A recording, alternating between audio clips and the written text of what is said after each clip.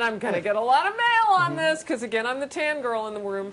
But I'm just saying that if race hadn't played a part in this, and this were any other kind of case, could you see the governor getting involved? No. I mean, if we adjudicated every case because people are outside, our courts would be filled up with people who are angry all the time. I mean, I got to tell you, there have been times I walk outside the building with police car. People are upset because the cabs aren't yellow enough for them on that particular day. I mean, the governor can't intervene on every case. But even though there was an intervention that led to a different person evaluating the evidence, you did have an experienced prosecutor make the decision to bring murder charges against George Zimmerman here. All right.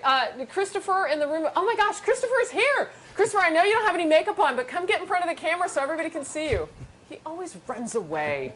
Goodness gracious. He's a smart Here's one. what I want to do, because I know that Dan Shore has been on Fox News Channel and kind of running around today. I don't know how much you've seen of this prosecutor, but they're calling him Dr. Phil, that he's a little out there. If we have any clip of De La Rianda that we can show Dan Shore. I've watched previous days of him. Okay, can we just see a little bit of him in court where he's like breaking the mic? Thank you. I'm so sorry that the media's there, but as we talked about, you know, there's freedom of the press, and we live in this great country, and so we have to do that, unfortunately. So it takes away his privileges. I'm sorry? I said that I feel that takes away his privileges because they put everything everywhere, so it takes away his rights. And when you say his, you're talking about the defendants? Yes. All right. Well, we got a little bit of him. Yeah, that was wasn't pretty probably, restrained. Yeah, that was pretty restrained. I mean, there were times when he was practically... Wait, is this more? Let's watch. Did everybody hear that? It was one day we weren't supposed to. You didn't need to have that. What is that voice? It's like a cartoon voice. No, that's the Howard Dean voice, no doubt about that. Oh my gosh, it's like a cartoon. You're a mild-mannered prosecutor, Dan. How do you describe this guy? I know at times he's gotten combative, and we saw that in the Jodi Arias case in a different way with Juan Martinez, the prosecutor, getting combative at times. Different people have different styles, and some work for them, some don't. I know a previous juror that he had a little dust up with from a couple of days ago. There was a potential juror who had given money to the George Zimmerman Defense Fund, yet he kept insisting that he could be fair.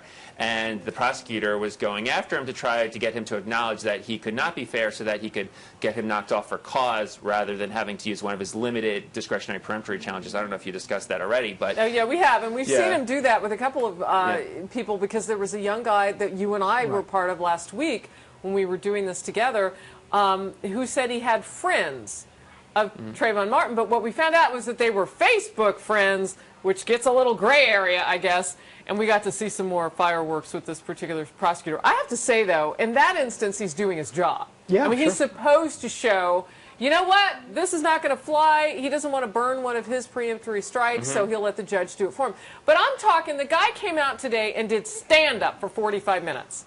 I mean, it was like, it was a little wacky. Yeah, I'm dating myself, but we said off the air, he reminds me of one of the wild and crazy guys on Saturday Night Live from the 70s. Yeah, with Steve Martin and Dan Aykroyd. So there were some earnest questions on the live chat, Dan, with people wondering, is that like a methodology that people use? Or like, do you go home and say, you know, tomorrow when I go into court, I am going to be Jerry Seinfeld? I mean, is that like a thing that people do? There's definitely a broad array of styles among prosecutors and especially among defense attorneys, where some people are a little more flamboyant, a little more humorous, some are more playing it straight, and some work, some don't, and people's style evolve as they move up in their career. All right. That was nice. Well, I think with advocacy, if you want people to believe what you're saying, you have to genuinely believe it. And he doesn't come off as genuine and credible. He seems like an overbearing type of person who's trying really hard to be something he's not, to ingratiate himself in a way that's not true to his personality. And I think people on the jury and people can see that just in terms of evaluating human nature. It's interesting because other trials that I've covered as a journalist and have been in those courtroom settings where, and I should probably have full disclosure here because some of you will know this, I was part of a trial as a stalking victim. Somebody had stalked me for 2.5 years and tried to take my life. And so that was a trial that went on. It had newspapers and other media in the courtroom. And I remember watching, it seemed like the defense would be more apt to be vocal and be sort of I don't know, as like an advocate, you know, and the prosecution was always kind of even-keeled. It seems to be flipped here. Yep, it's a reversal Why is in this that? case. Definitely, you're right. In general, the defense has more leeway in order to get away with either humorous lines or being a little, you know, not straight and narrow. I'd like to see how this prosecutor is when the trial actually starts, when the jury's really seated and judging the evidence rather than individual jurors being questioned during jury selection. It'll be interesting to see if it's the same style or if it changes a little bit. If he changes, if he's, yeah.